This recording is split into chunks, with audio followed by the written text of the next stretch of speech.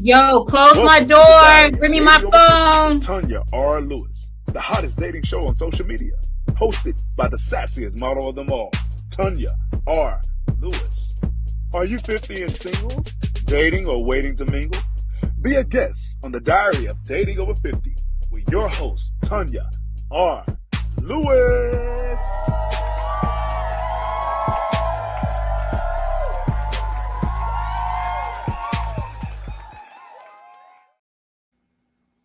Hello out there. Hello. Welcome to another episode of the Diary of Dating Over 50 with Tanya R. Lewis. Hey guys. So I have a great topic tonight. The topic is, why am I single? Am I scarred or am I scared? I have 5 amazing people that's going to guide us through this process. We are going to get deep. First, I would like to introduce, and I would like for her to introduce herself because y'all know how I do it. Hazel, take it away. Hello, everyone. How's you doing? I am Dr. Hazel J. I am a grief transformation lifestyle coach. I am also a published author. I am also a therapist. I do hypnotherapy, cognitive behavior therapy, past life regression, and I'm all about helping clients be able to glow in the dark so they can illuminate in the light to walk in their tailor-made purpose. Yes, thank you. All right, Jante, do yours. Do your thing. Ooh, I'm supposed to follow her. Yes, Queen. Well, my name is Shantae. I am also a published author under my name, Shantae C. Richard. I have 2 published books out there, more coming soon. I do a lot of things. I'm a Renaissance woman. I've had businesses currently working on some behind the scene businesses so that I can keep that stream of income flowing. However, I'm trying to figure out these answers to these questions too. Are we scared? Are we scarred? I need to Oh, know. So I'm here for the conversation. I'm well, we're gonna excited. dive in. All right, Mr. Yes. Ronaldo. We have a man on the panel, y'all. We have a man. Well, Yay! well. Go Hello, ahead and everyone. introduce yourself, sir. Thank you, ma'am. My name is Ronaldo Wade. I've been doing podcasting for about 17 years now. I'm originally from Cleveland, Ohio, as well. I now live in Greensboro, North Carolina, and I've been on many relationship panels and conferences across the country. So I'm just giving the male's perspective on this evening. Y'all ladies gonna appreciate that too. Are you single, Ronaldo? Very Okay, because ladies be in my inbox after my shows. okay. Okay, Very. take it away, Karana. Hello, my name is Karana Hosey. I am an Ohioan. I'm a Midwest peach. I am residing in Atlanta, and I am a 4-time author, international best-selling author as You of better. so, um, real estate broker, coach, podcast host, and I am out here just on a mission to help women master life, build legacies, and make an impact one story at a time. So We sure appreciate you, ma'am. Yes, ma'am. All right. Definitely not least. Go ahead, Miss Rita. I am Rita Parker from Washington, D.C., born in North Carolina, moved to D.C. when I was 4, currently living in the Atlanta area. I am an actor. I am also a published author, and I am an entrepreneur. I have my company is RP Confidential LLC, and I help small businesses stay afloat. Oh my, we appreciate you. We need that because you don't. It's hard to learn from trial and error as a small business because every trial could put you out of business. So thank you for that. So we gonna get right into this, guys. I mean, dead into it. And Miss Hazel, we're gonna have you, Dr. Hazel. We're gonna have you go last because you're gonna clean up, our little messes, okay? Because I know I can get a little messy at times. So anyway, okay. So the first question is, can each of you share a pivotal moment in your dating life that left you feeling either scarred or scared? All right. Come on, Renato. Go for me. Lady's supposed to go first, but it's okay. This is my show. Yes, ma'am. Okay, ma'am. I'm just a gentleman. That's all. We want to hear from the male because the ladies, we got so many ladies. So I'm gonna pick on you a lot. So go right ahead. Okay. Yes, ma'am. I believe that my previous marriage had left me scarred for a minute, and I had to go into to get some counseling. I was married for 10 years. I've been divorced for 5 years now. And men are not scared of marriage, as people would say, such a taboo. Men are scared of divorce. Wow. And the reason being is because there's so much that we lose. And I feel the main thing, with my perspective from what I went through, I had to go to a therapist because men really don't like to discuss the hurt and the pain that they have went through. A lot of men don't like to go through the therapy and the healing process, get back out. So that was my perspective. My previous marriage left me scarred. Wow. You know what? I appreciate that honesty. Wow. Do you know a lot of men, you gotta like choke their tongue out their mouth to get them to say that. I appreciate that. Okay. Shantae, you about to fall out your chair. Go ahead. Fine. I'm fine. Lord, I think I used to be scarred from my marriage because I've been divorced since I just celebrated, I think 19 years. She say celebrated. I did. And let me say this. Let me say why. At first, I was scarred because I was young. I thought we were going to be together forever. I thought we were going to grow. But we were so young that we didn't really even know what we wanted. You know what I mean? And at the end of the day, I had to go through my many chapters of acceptance, my many chapters of therapy for myself to figure out that I didn't love him the way I should have. Okay. Let's be clear. There were a lot of things that I did as a wife that I would never do now. And I had to take accountability for it. You know how the saying goes, your friends will stick up for who didn't cause the separation. Well, here's the thing. It takes two to make something not work anymore. You know what I mean? And so I will never say, oh, it's all his fault. It's my fault.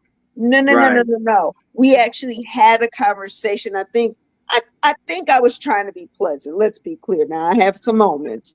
He took me there, but I'm wrapping this up to get to the point. We had moments where I said, you know what? I apologize for the type of wife that I was to you. And I hope you can forgive me for my part of it, my BS. Because I wasn't nice. I'm glad you said that.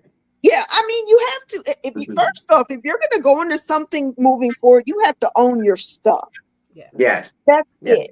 If you can tell me, and I appreciate Mr. Ronaldo saying his piece, I don't want to sit in front of someone who's not healed from the stuff that they had going on, because I'm not taking it forward. Yes. I just won't. And I'm glad you said that, because my first husband, I wasn't in love with him. I didn't want to be with him. I didn't want to have sex with him, but I got a baby by him, and then we got married. But when I left him, he was angry with me, but I told him to set you free, because it's not fair that I hold on to you. And as soon as I divorced him, his wife, they've been together for almost 30 years now. See, I moved out the way because God has somebody. I told him, there's somebody out there love you the way you deserve to be loved, because my love ain't no good for you. Yeah, so that's you have to take accountability of your own stuff before someone can even accept you as a person. Because why would I come into a relationship where I can say, oh no, it was an angel, it was perfect, it was him. Yeah, but that's okay. All right, let's go. Miss Rita, come on, baby. Give us some of you.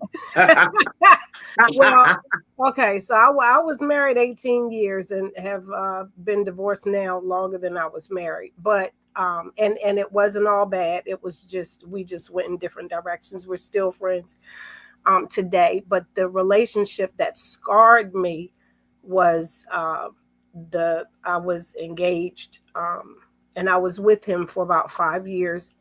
I think I have to admit that I saw the flags waving, but I ignored him because I wanted the man.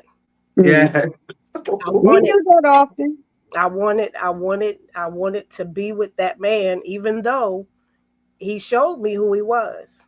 Yes. I thought I Wow. could fix him. I'm a fixer. I think I can fix him. Mm. And I am not a fixer. I have to fix Okay. me. I can't fix him. I can fix me. Right. So, and he wouldn't let me break up with him.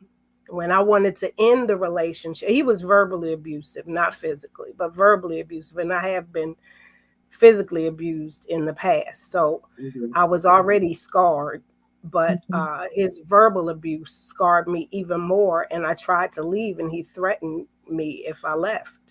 So I had to detach myself to the point where he wanted to leave me. Wow. And once he did, I was relieved. But yeah, so I understand that. Scarred. Scarred to death. Well, everybody know I went through I moved all the way to Tennessee and got engaged, and then 2 months before the wedding. So definitely scarred. Understand that. Karana, give us some insight, babe. Ooh-wee. I'm ready to fight over here. Sure. I can say that I was scarred and scared. My longest relationship abruptly ended when he died in his sleep. Oh, wow. Wow. And oh my God. what do you do with that? Yeah. Wow. And then I married a childhood friend, and he died. Wow. What am I What do supposed you to do? do with that? Yeah, that's So yeah, that's a very real thing to me. Any man who exhibits unhealthy behaviors, like, Did they die? Did they die because, I mean, what was the relationships like? Were they toxic? Were they relationships that you shouldn't have been in? The first one, the longest relationship, it was about 21 years. That man loved my dirty draws. He loved me the way that I deserve to be loved. Drank the bath water too, huh? He was my biggest cheerleader, my biggest supporter, my closest friend. We did everything together. I don't think that I loved him the way he deserved. I was young. I wasn't as mature as that relationship needed. He did not have children, helped me raise not only my 4, but I adopted my cousin out of foster care, and this man pulled up at court like, yo, this is my child now too. So, you know, he held me down for all those years. And I mean, I wasn't terrible, but I know that I could have been better to him. And when he died, the guilt ate me up. Like it just ate me up. So yeah. Scarred and scared, man. All right. Ms. Hazel, come on, give us some professional opinions on this. Because I got everybody. Shantae was scarred. Ronaldo was scared. Or do I have that backwards? Karana was both. And Rita was scarred. Okay, so I took some notes. So I'm gonna go off my notes real quick. Give me a moment. Now, Ronaldo, I heard when he said it's not the marriage, it was the divorce. I really appreciate how you understood that you needed to get some, all of you, it sounded like all of you said you at some point you went and got help, whether you decided to accept what happened and you worked through it, or you went to seek out outside help. So that's good. Just some things maybe to to just consider or even share out with other folks if they approach you about this, about being scared or scarred. So a lot of times um, us being scared and scarred is really connected to something that we've endured in our childhood, and we've associated it to that. So yes, while it's true, it's scared, it's scarring, or it reminds you of something. It's still some part of us from our childhood that resonated with that, and it kind of like further made it like, here, see, I told you, and here's more evidence. See, you tried, or you did, and see, look at you, see what happened to you. So a lot of times it's really like, it could be like, okay, well, this is what's happening. Let me go and see if I can unlock something from my childhood to see what's connected to it, so I can resolve that. Because to live in being scarred or being scared, how are you able to really attract or have what you want in any part of your life? Because you can be scared and scarred for a job. You could be scared and scarred in an intimate relationship. You could be scared or scarred to make a decision. Like, all of those things come up. It's not just connected directly to a relationship. Does that make sense? Yes, Oh, it makes yeah. sense. Yes, it makes sense. And so can I ask a question to that? To what I just said? Is there, based off of me saying the scared or scarred, can you, moving forward, were you scared or scarred in a decision that you were trying to make after that happened, when you left that relationship, or when you didn't get into another relationship? Did you see the connection to that at all? Whom are you asking? It doesn't matter. I don't know who it Oh. relates with. Well, that kind of plays on another question that I have. Okay, sorry. Go ahead. Yeah, that'll come up. So my next question is, what emotions do you associate with the ideal of dating over 50? Everybody think about it. What emotion, pick one emotion that you associate right now with the ideal of dating over 50. And who's ready to go first for me? What emotion? Go ahead, Shantae. Nervous. You're nervous? Oh, yeah. What? Explain your nervousness. So, and I have to come clean. I think I'm not 50 yet. I am. Yes, I know you're not. I know you're very close. You're the baby on here. I am the baby on here. I'm 46, going to be 47 this year. So, yeah. But I haven't had a serious relationship in a long time. And I'm nervous because I do want that companionship. I want someone I can be just everything with and nothing at all. But then I also like my space. I like my peace, and I don't know how that's going to mesh. And I don't know about what type of compromise. Huh? How you can coexist? Yeah, some of my compromises may not be theirs. And, some of it's just a little nerve-wracking. So it's nervousness. I haven't really put myself out there till probably today. People actually seeing me. Okay. This is my first time talking about dating in a very long time. Okay. Anybody else ready? Go ahead, Rita. Yeah, I think fear. Fear is real. It's a fear of submitting to someone who may not care for me the way I feel like I want to be cared for, need to be cared for. Fear that somebody is not going to necessarily accept me with all of my flaws. Fear of my age and trying to go into, as we age, we get kind of settled in. If we're single, we get settled into our own little routine, and fear of bringing somebody into that space, because I have my space that I'm accustomed to. Do I really want to share it?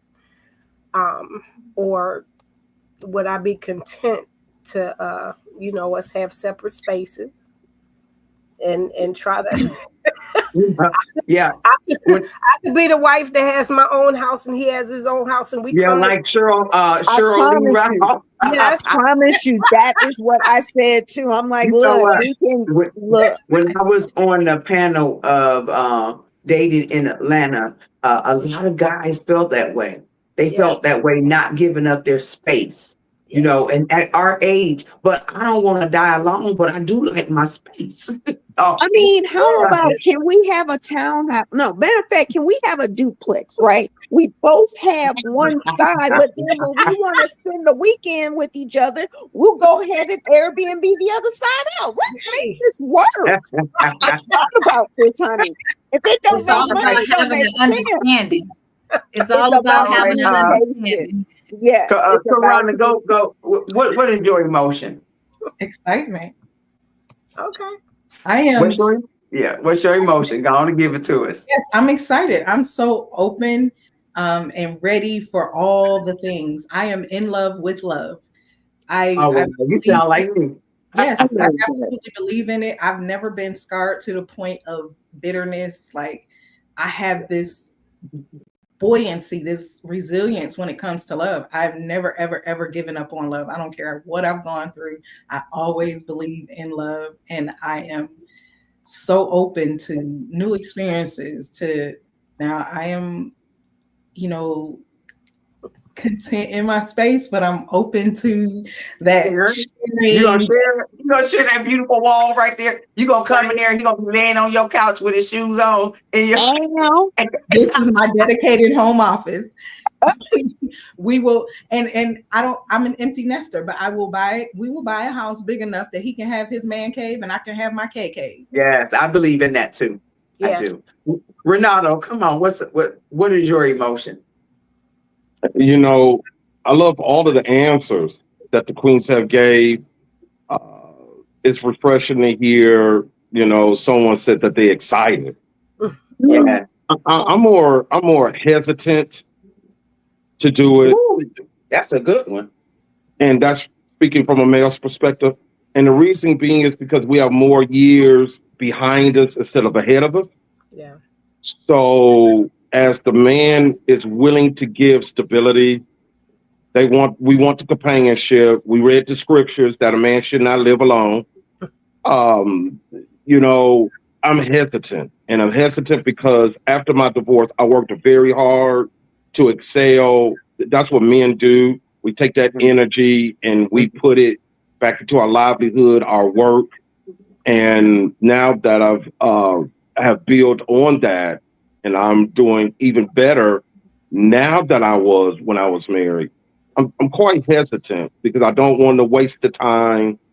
I don't, I'm tired of the same, the dating game is, the pool, somebody, threw dirt in it for some odd reason because it's, we're hesitant to meet the person who may look good, but then when you start dating, the red flags show a lot quicker because you're older, you have more wisdom.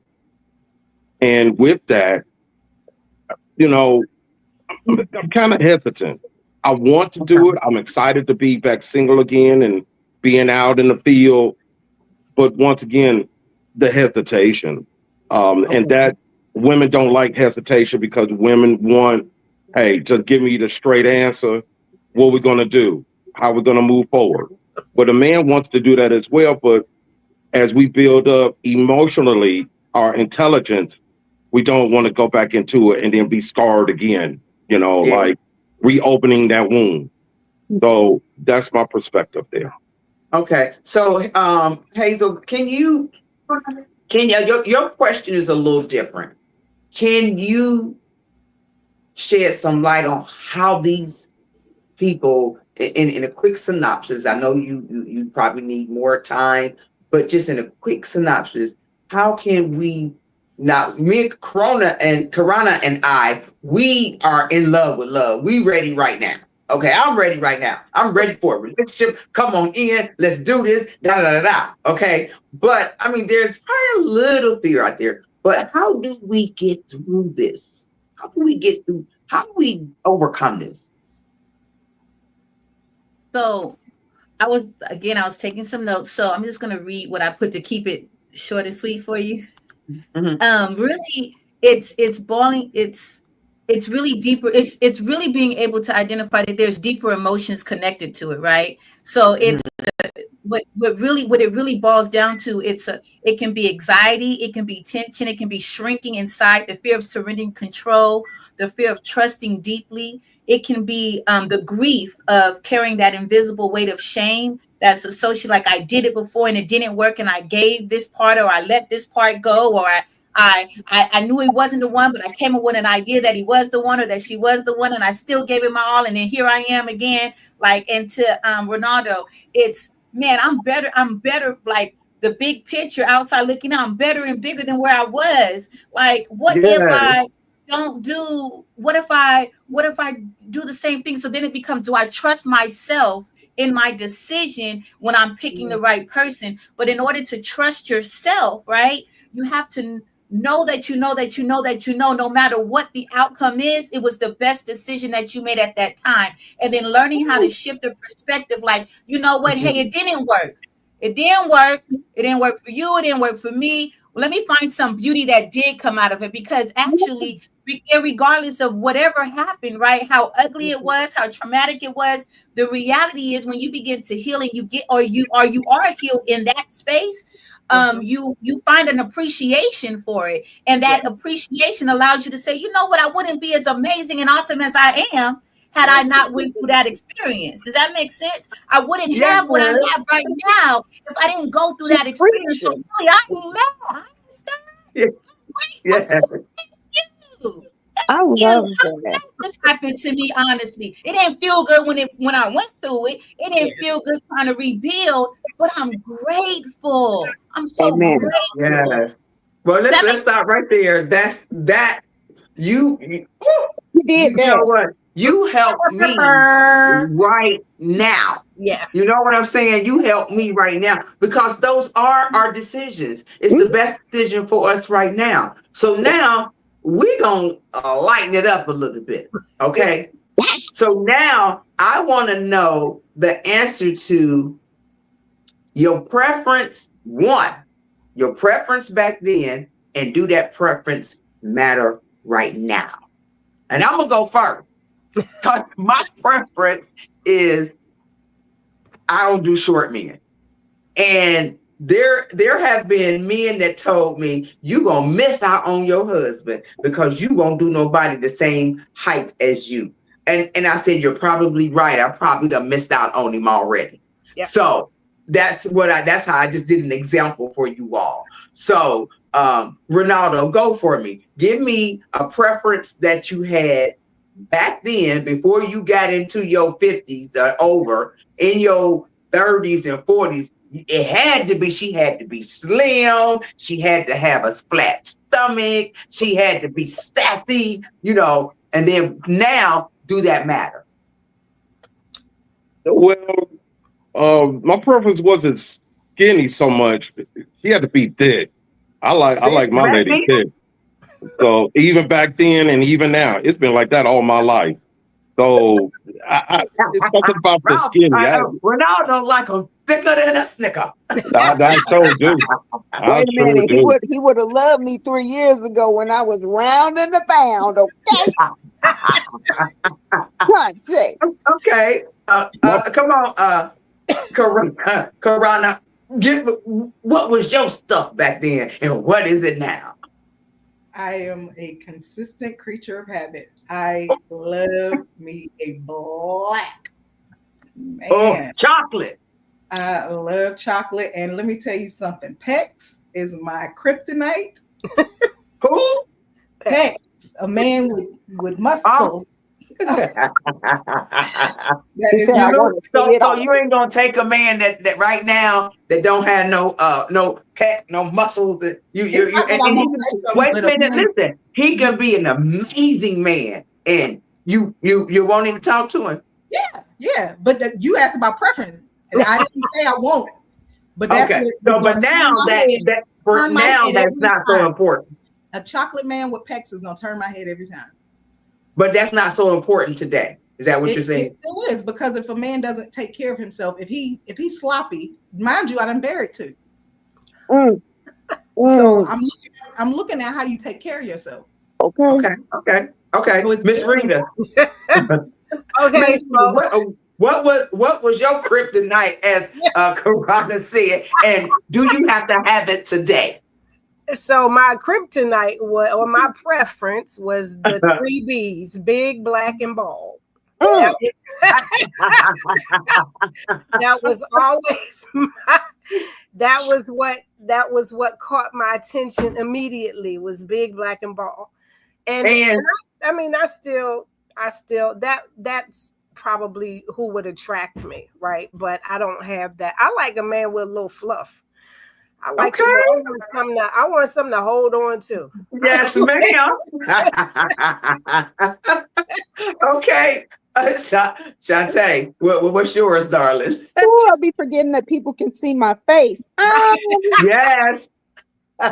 You're all over social media. Oh, honey, please. That ain't nothing new. Shoot. I back in the day, I'm sorry. I loved them all. I loved them all back in the day. There really wasn't a preference. I'm not going to tell you. I'm not no stranger to being seductive and loving to them all. Yes. Okay. Now first off, you gotta look like something, because now I look like something. So please, no shade. I need you to be plickety plack, because we plickety plack here. We're here. That's just it. And your hygiene. If you don't have insurance for your teeth. Oh, I love a good mouth.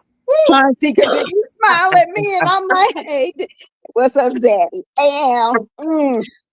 Lose your mind. Honey. Okay, so all kinds of submissive, okay, Dr. Hazel, what's wrong with us? Ain't nothing wrong with me. I am wonderful. What's wrong with us? Listen, I was trying to take notes and everything. I'm trying to stay focused, right? Because I can just go on and on and on, right? So some of the things that I wanted to share was that sometimes our preferences can be shaped by trauma, unmet needs, fantasy, or survival. And some of those preferences can be linked or often linked to like our healing or our old wound, or avoiding old pain. So for example, I'll give me for an example. My dad, he went through a lot of abuse, right? Mentally, emotionally, physically, financially, by my mom. So I considered him to be a weak man, right? That's what I considered growing up. I didn't know that. Okay. What I did was, so I went to the opposite, and I said, oh, I'm attracted to the dudes in the street. My dad was a businessman too, though. So I did like that. And my dad was very smart. So I did like those things, because she couldn't impact those things. So I appreciated that. So I liked the dude who was in the streets. I liked the dude who was about his money. He thought he was like quick with it. Like, I like that. But that also came with other things. Bug in a life. Man, and so then I coined it and said I liked a reformed thug. Right? But when I started really looking at it, right, it was because it was that picture that I created for me, that I said was my preference, was really linked to the abuse that I saw my dad endure and how I perceived him, if that makes sense. If we had, I heard someone say a short man. If we were picked on about our height, or if we were the tallest, or if if those things happen, then subconsciously we'll say, I don't want nobody shorter than me. I need somebody to be my height. But you know what? Let me tell you something. You hit on something so tough, because my first boyfriend was shorter than me, and his family they had money. They lived on one side of the track, and I lived in the projects, and his mother and father hated me. They did everything we could. I'm telling you, he was short, but that thug that lived on the other side, he was 6'2" and was terrible. But because the way they treat that trauma, girl, I'm gonna have to pay you because I'm sitting in a therapy chair.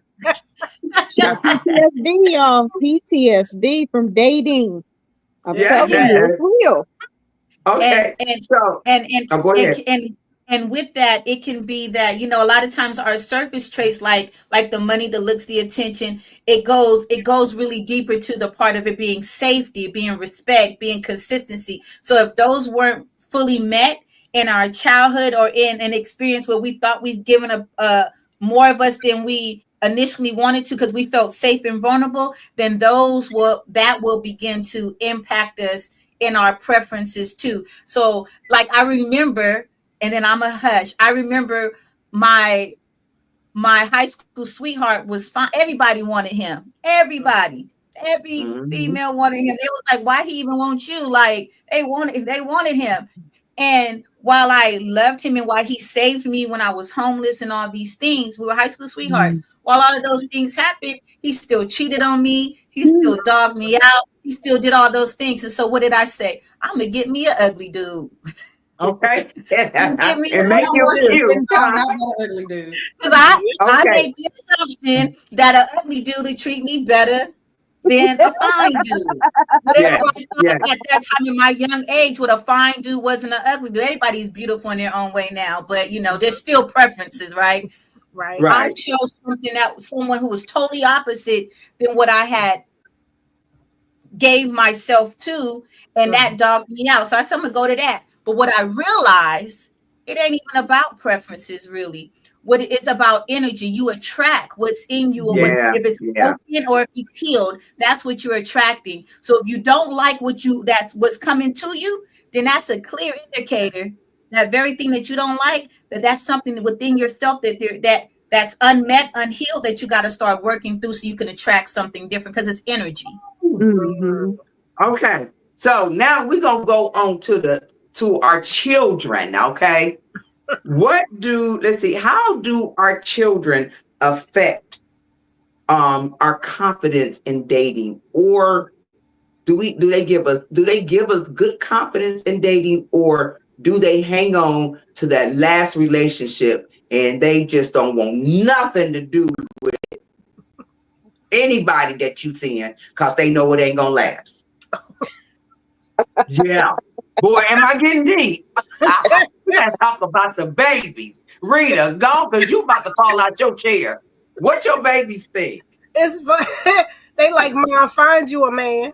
That's what they, Is that what they saying? that's what, yes, they are like, we need to get you out dating. You don't go nowhere. You can't meet nobody if you're in the house. Blah, blah, blah, blah. They are, because I mean, I have 2 adult daughters. My baby girl just turned 40. And my grandkids, my youngest grandchild is 14. I got 6 grandkids. Wow. I don't have it. There are no babies. And they want you to go and date. They're ready for me to get out there. And I'm telling them, you know, I'm not in a hurry because I've got them. You know, we do stuff together as a family. But yeah, they try to entertain you. They trying to get me. Ronaldo, you looking serious? Is that a serious? No, Is that a serious question? Ain't he looking fine? He just Answer this question for me. How your babies feel? No, I mean, the reason why is because I'm listening very intensely to what y'all Okay. saying, and I'm trying to, digest this and, get it out there. I have 2 sons, 32 and 30. The older one is a doctor. The youngest is an engineer. tell me how to get your girl. I'm So, over here. so my younger son, he is like, Dad, you need to get back out there. You have achieved a lot. Why don't you get back out there? Why don't you, you ain't got to marry him yet. Just go ahead and date. Wow. And then escalate it to courting if so need be. Is your kid trying to school you? Yeah, they are. But the thing with the younger is he's not with anybody. So it's like, how you gonna try to call the kettle black? So You looking too deep into that. He's worried about you not being alone. I feel you, and I agree with that. Okay. And me just turning 56. Yeah, if we're talking about scared, yeah, that's what I'm afraid of. I'm afraid and scared of being alone. So that's a question we're gonna talk about in a minute. right. Yeah. We're gonna talk about that. Yeah, So so your that- babies want you yeah. to get back out there. Yes, they Okay. do. Karana. So I have a daughter, but I also have 3 sons. I'm more of a- Right, because you adopted some kids. Your I nieces had, and so nephews. total 5. So Okay. really 2 girls and 3 boys. But the boys, that's not even something they entertain. It's like my daughter just always wants mommy to be happy. And of course my sons want me to be happy, but they're not pushing me to get out there or nothing. Like I'm blessed that my sons I was very intentional raising them. And I used to say when they were toddlers, like, I want to raise husbands, not baby daddies. Look out now. I have daughters-in-law that love me. Wow. That love me. And my daughter has been married 13 years. No, 2011, 14 years. And I have an amazing son-in-law. So my daughters-in-law love me. My son-in-law loves me. So my children, they want me to be happy, but it's not a conversation that especially the boys are trying to even hear. We don't talk about it. I'm chilling. They just watch for my cues. And if mommy's smiling, they good. If mommy's not smiling, they coming to find out. Okay.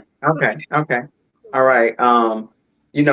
My son, the only guy that he really liked, it was my ex that I was going to marry. And he was really sad about it. He was like, Mom, it's the only one of your guys I really like. So he was saddened by that. And it's just, we just our children just want the best for us. But Shantae, how your babies feel? So I got nieces and nephews. And I got, older mentees that become like auntie's babies. My comedic name is Auntie Tay. So, Okay. everybody my little babies to me. They're like, so what you doing? I'm like, what you doing? I'm trying to make money, do what I need to do and be okay. And, for a while I was nervous. I got scared. And I said, when I get situated, for me, I need to be stable for myself before I can even introduce anybody into my world. Because if I don't have any money in my pocket, I'm not attracting people with money in their pockets. I need to be a vibrant light of energy. And I wasn't ready. You already are, honey. Oh, blessings. Yes. Thank you. You already are. But in all seriousness, for me to attract what I want and who I am and what I need, I have to be focused and intentional. So that's why I feel like it's time. Okay.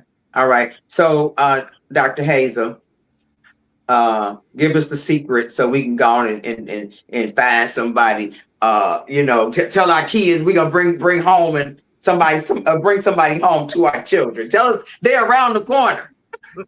Well, so actually, I was looking at it from a different perspective, really. But so the first piece of how I was looking at it is like really when we're hesitant and kids see the hurt and the pain and the trauma we went through, and we didn't tell them, we didn't allow them to express their feelings, because they go through a sense of grieving too in this. Right? Theirs may be silent, or they may act out, or they may not, but something is going on with them too, right? And if kids are not, whether they're adult kids or not, they will process it in their own way, right? And it'll come off as I'm protecting my mom or I'm protecting my dad. Well, it's doing really 2 things. One, it's the parent you can become feeling guilty, like, wait a minute, it's not time. I gotta wait till my kids get older. Oh, I'm just not going to bring anyone else because I don't know if he's going to stay around. Or it can be that the kids now mirror the same behavior subconsciously and don't even know, and they end up dealing with their parents' unresolved hesitation, or their unresolved feelings of being scared or scarred impacts their relationships moving forward, and they end up somehow mirroring the similar behaviors, if that makes sense. Does that make sense? Absolutely. Absolutely.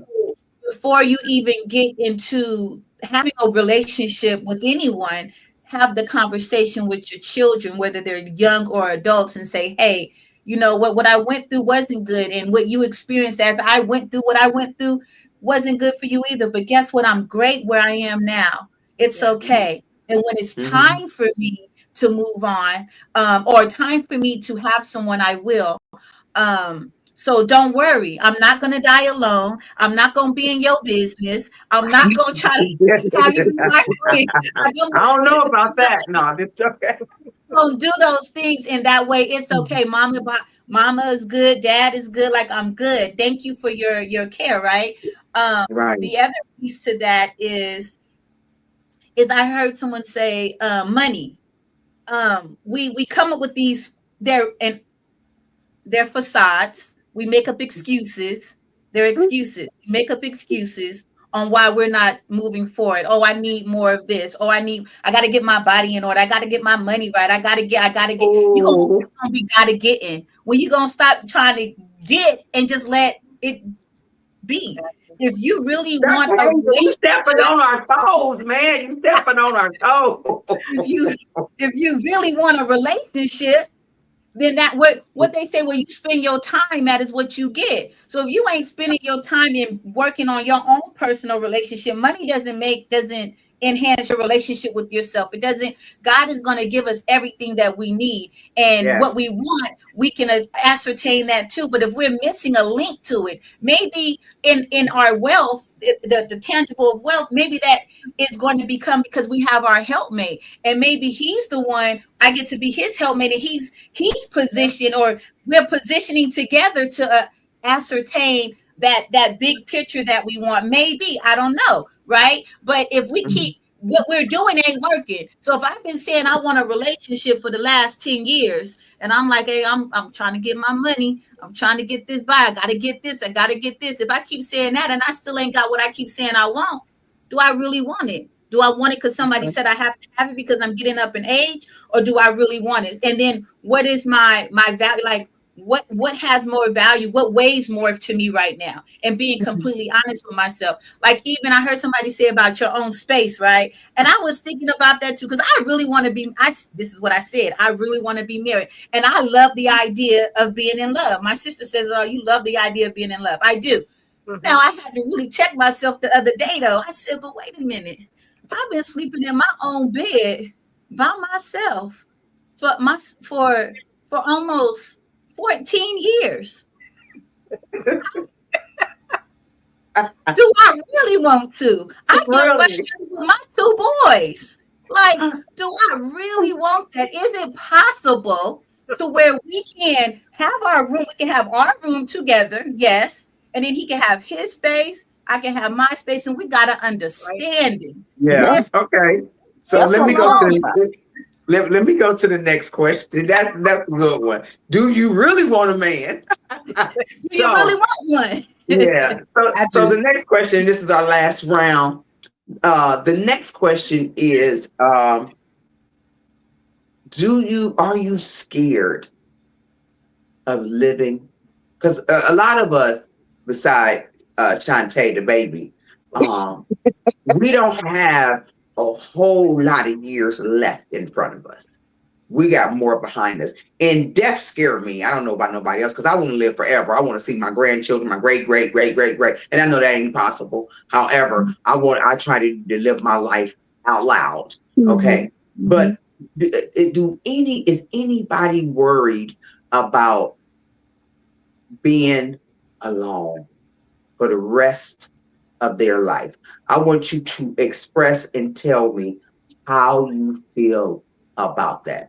Rita, I'm gonna start with you. Tell me, how do you feel being alone for the rest of your life? It is it's a scary thought, but I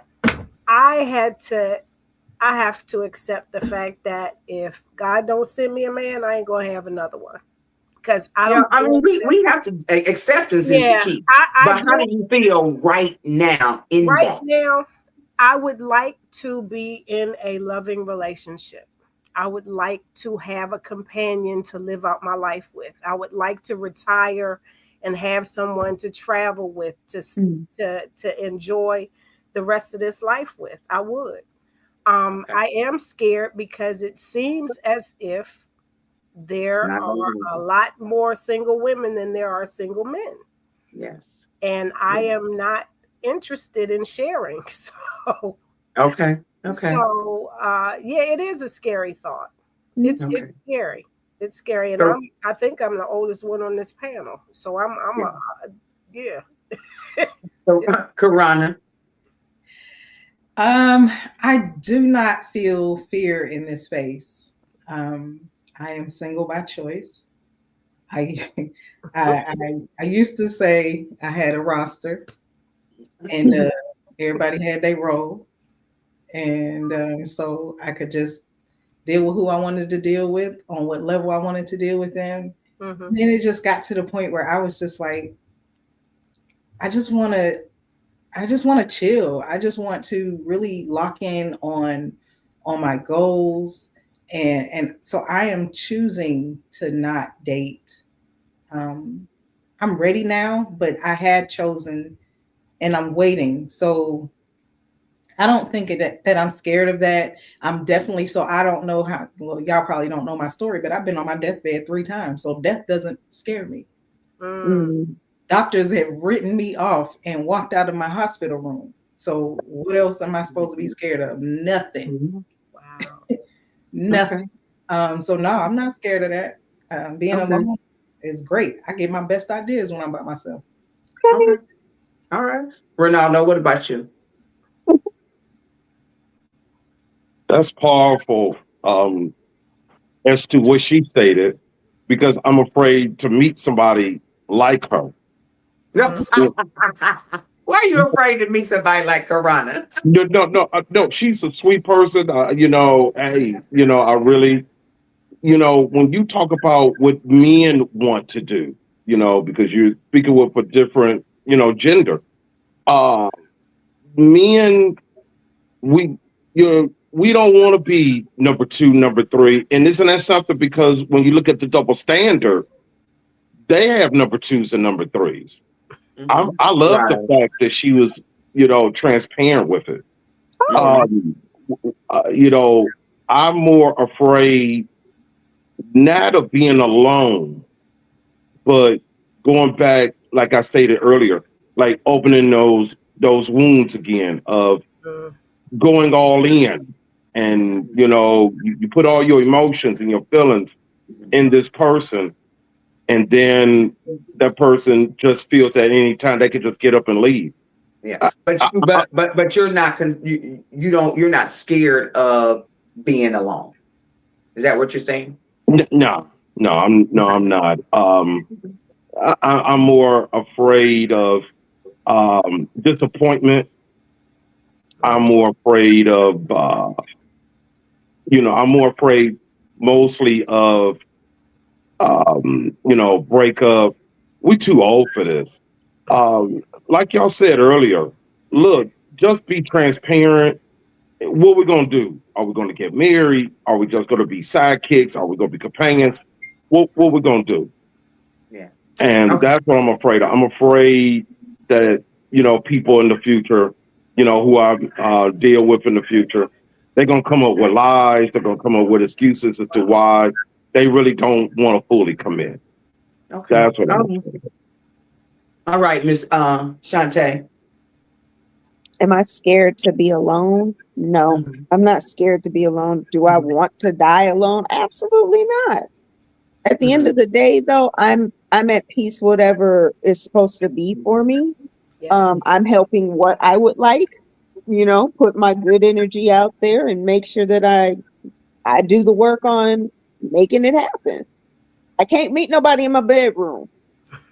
I cannot meet anybody in this house because I don't let people in. So it's time to get outside. Just do what needs to be done. But as of right now, stop trying to make all that money. No, not never. Not never. That's what Dr. Hazel said. Dr. Hazel said, try to make sure make that an excuse. I'm good. Right. I still need to take care of me. I do not need a Captain Save-A-Ho. Okay. I don't. Y'all, that's don't our live want wire right there, baby. Hey, I want to be on an equal playing field with my next mate. Period. Yeah. They don't Male like that preferred. either. They don't like that either. They're gonna call you masculine. Oh well. I was at a place tonight where they talked about masculine energy and women roles and men roles. What happened to you? Just allow me to trust you. You guide me, and I'm gonna be submissive as you want. If I could trust you, you gonna get all of this. And I ain't Some just men talking don't about sex. understand that. Some men do not understand that. No, they they don't believe don't. it when So- we say it. Because they say, That's and I'm emotional sorry, sir. I'm sorry, sir, for what I'm about to say, but we are not all the same. Just because We're not. Kiki and them said she didn't like it, don't mean Shantae over here knows how to act and handle it. At the end of the day, if you and I don't mesh at this good season age that I am, I'm going to wish you well in your ministry and walk away. Yeah. Because I need to be good with that. Okay, Miss Hazel, break all this down for me, honey. Break it down. She's gonna tear into me. I don't want to. And you know what? And break down the fear of being alone, because this is the diary of dating over 50. And people over 50, we are scared of living alone, but we also scared of getting in relationships. So, So, I heard a lot.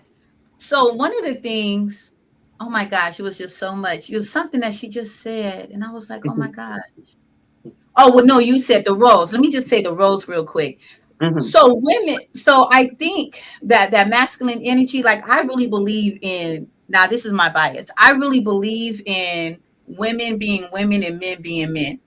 I've had to be, I've had to do it all because it's really just been me in that way, right? But I'm definitely not the masculine female type. I'm not. I would prefer to be home, cook, chill, work, and support and do things and do my business. I don't want to do all that extra stuff. I do that because I have to, not because I choose to, not because I want to. I don't know why I do that. And I think if dudes understood their role, like you are a provider, you're a protector, you're supposed to pray over us, you're supposed to make us feel, we're supposed to feel so safe with you that we can be vulnerable, but vice versa. Women have to allow their men to be vulnerable with them too. Like for him to be a protector and a provider doesn't mean he's just like, you know what I'm saying? He don't got to be like that. He can be vulnerable and emotional and put his guard down. That doesn't make him a sucker. Like that makes him human. Like let's be realistic here, right? And then in terms of like just the fear of being alone, there's a big difference between being alone and being lonely, right? Yes. If in your loneliness, being lonely means that you still have stuff, fragments, right, that need to be worked out. You still have healing to do, and healing is a journey, so it's never going to just, oh, I've arrived. It's not an I arrived thing. It's an ongoing thing. Right. It's ongoing. There's levels, and I'm learning this. There's levels to healing. There's levels to trust. There's levels to love. There's levels to vulnerability. There's levels to it. And as you begin to grow and glow from the inside out, you begin to unlock. Every experience unlocks something else. So you've never arrived anywhere. In terms of being choosing to be alone, is your choice really embedded? Is that really what you're choosing, or you've just conditioned yourself to accept it? It's a difference. Unless God told you that you are destined to be physically alone, right?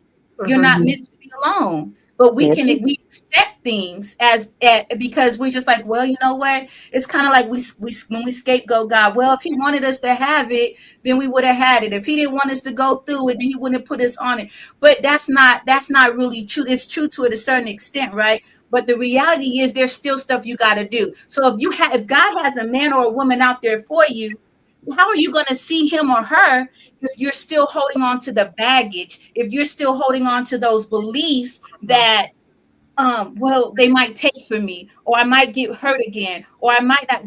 That's when it comes back to understanding that nobody in this world has the power, right? Unless you saying that God got the power to take from you what is yours. You have to, and if you close it, if it's closed, somebody said that if I'm in my house, then how am I going to go? How am I going to meet? Nobody's coming inside my house, especially if I'm not opening up the door. But how can somebody come into your heart if your heart is closed? How can somebody come? Yeah. How can somebody court you or be interested in you if you're looking at it from a face value? Oh, you're not tall enough. You're not small enough. You're not this. Because honestly, the way this world going, you can get all that stuff fixed with money. Yeah, right? Absolutely. Sure Absolutely. So and they can have all of that together and be rotten to the core inside. Like you have to really, so it really goes back to, again, what are my negotiable, what are my non-negotiables, and what am I really willing to work through? It's okay if they don't make the same amount of money. It's okay if they have less, but what is their ethic? What's their integrity? What is their position? What is their belief? What is their relationship with their selves? Like, how do they show up for themselves? That's an indicator on how they're going to show up for you. So you don't have to worry about being alone, right? It's not about being alone or being lonely. It's about just trusting in your ability to make the right decision for you based on your ability to trust you. Trust yourself. I have to trust me to know that no matter right, wrong, or indifferent, that experience is going to yield me another opportunity to get to my next level and whatever that looks like. Does that make sense? that makes sense. And I appreciate you going through that. Hazel, I'm gonna have to bring you back. I'm doing two young ladies that lost their mother at young ages for Mother's Day. So hopefully we can work into the schedule that you can come back. But we are at the closing thoughts because baby, y'all gave it up. Y'all gave it up. Today we've explored the complex emotions surrounding dating after 50. Fear, past scars, and the realities of being single. Each of you shared powerful insight that really highlight how our experience shape our perception. As we conclude, I encourage each of you to reflect on what you've learned about yourself today, what fears you can confront, and what scars are you ready to heal from. For our listeners, remember that being single is not a reflection of your worth. Embrace this time as an opportunity for growth and self-discovery. As we move forward, let's carry the lesson from today into our dating lives, whether it's facing fears or understanding past scars. Each step is valuable. Thank you all for the honesty and vulnerability. Let's continue to support each other in navigating this journey of love and connection, no matter of our age. We love to hear your thoughts today on this podcast right here. Dr. Hazel dropped some jewels for us to be able to go back and look at and take some questions. Take some questions to the puzzle. So, after I always read this, y'all, because I am an advocate for sex trafficking. As we wrap up this episode, The Diary of Dating Over 50, we want to take a moment to highlight an important upcoming event. On June 28th, we'll be sponsoring a gala in Cleveland, Ohio, to raise awareness against human trafficking, particularly focusing on the safety of our children. This event will take place at Club Jazzy's, and we're excited to bring together our community for such a vital cause. A heartfelt thank you to all of the keynote speakers who will be sharing their insight and experience. Your voices are crucial in this fight, and we appreciate your commitment to make a difference. And to cap off the evening, we'll be having an old school dance, creating a beautiful atmosphere of joy and connection of all our attendees. It is a chance to celebrate our community while supporting an essential cause. We encourage everyone to join us for this meaningful event. Together, we can make a difference in the lives of our children and raise awareness about this critical, crucial issue. Thank you for listening today, and we hope to see you there. Until next time, keep spreading love and support in your community. This has been another episode of the Diary of Dating Over 50. Stay engaged and take care. This is Tanya R. Lewis with the Diary of Dating Over 50. Until next time. Our next show will be Tracy D. Taylor. She's a model that went abroad and then came back to the States and found her husband, or her husband found her. He jumped in her DM, but she already knew him. They went to high school together. Then for Mother's Day, we're going to have two ladies that lost their mothers at a very young age. And hopefully Dr. Hazel can be there with us to help support these women, because it's probably going to be a tearjerker. I'm probably not going to wear no false eyelashes that day because they're probably going to fall off, because I know I lost my mom too. So until we meet again, thank you for joining the Diary of Dating Over 50. See you the next time. Thank you, Charlie. The hottest dating show on social media, hosted by the sassiest model of them all, Tanya R. Lewis. Are you 50 and single, dating or waiting to mingle? Be a guest on the Diary of Dating Over 50 with your host, Tanya R. Lewis.